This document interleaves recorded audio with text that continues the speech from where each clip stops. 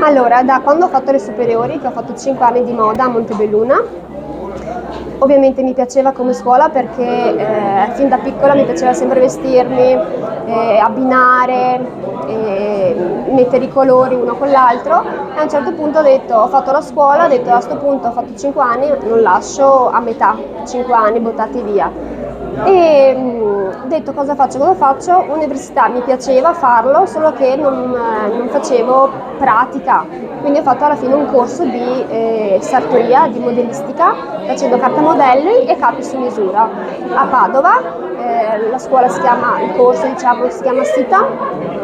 Ho fatto un anno e mezzo dove cui mi sono diplomata e dopo aver fatto il corso ho detto adesso lo devo mettere in pratica perché essendo che è un lavoro che mi piace lo voglio proprio far vedere a tutti che è un sogno e lo voglio realizzare.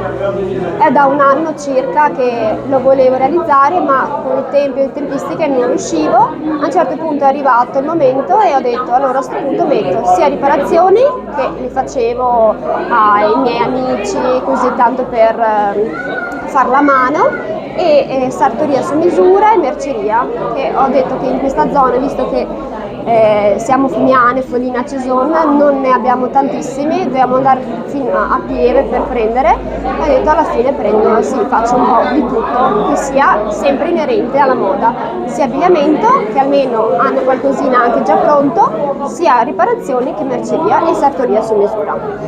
Tu hai partecipato anche a un bando pubblicato dal Gala Altamarca. Sì. Come sei venuta a sapere di questa possibilità?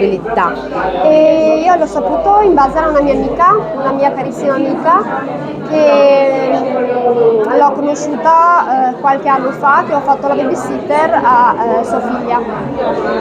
E lei, essendo la nuora del presidente, mi ha detto guarda che c'è sto bando, diciamo, che ti aiuta a finanziare il tuo lavoro, il tuo sogno, diciamo.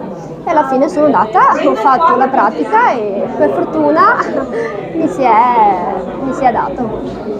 C'è un augurio, un invito che vuoi fare ai clienti o ai lettori che ti stanno guardando in questo momento? Allora, il mio invito, il mio augurio è quello che intanto, anche se venite solo a guardare quello che io ho fatto, quello che ho realizzato, è già tanto. Dopo ovviamente se mi compri una maglietta, se mi compri quello è una cosa in più, però già tanto come oggi che sono tutte queste persone a ringraziare, a darmi questo sostegno, questa emozione del mio negozio, del mio sogno è già importante per me. Già ho fatto un passo grande. Grazie a tutti.